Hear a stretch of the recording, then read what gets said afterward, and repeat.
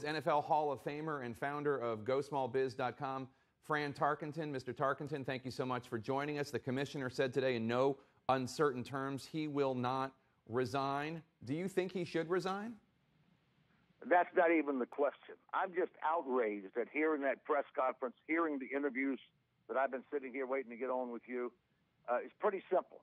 Are we going to allow men to knock out women, abuse women, knock out children, and we're going to have to wait six months to get a little spin control and get some people in here and buy off some more people? I played for 18 years in this league. I've seen cover-ups in this league just like we see in Washington, just like we see in Wall Street, and it continues on. This is the same group of people that deny the effect of concussions on brain damage and did that up until 2009 and now paying an $800 million fine for doing that. A new study that they had to make, authorized by the NFL. Listen to this. The report said 28% of the overall football population will be diagnosed with cognitive impairment during their lifetime. How about that?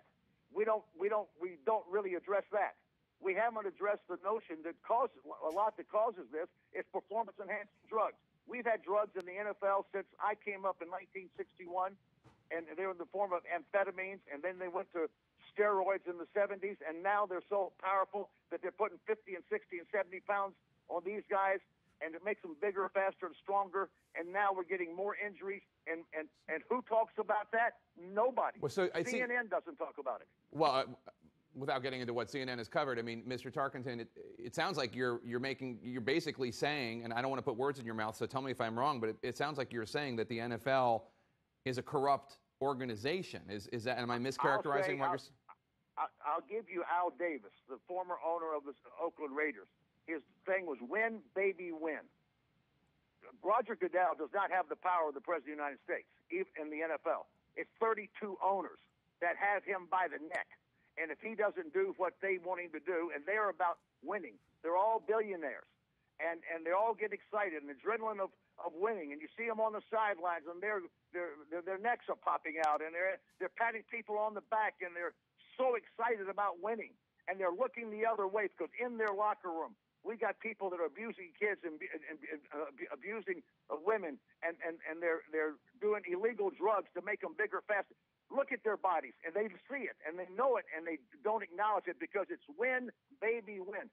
This is the most whitewashed press conference I've ever seen. We've got a national epidemic of this type of violence. We've done nothing about it. It's got a platform because of the popularity of the NFL, and now they just want their star players to play.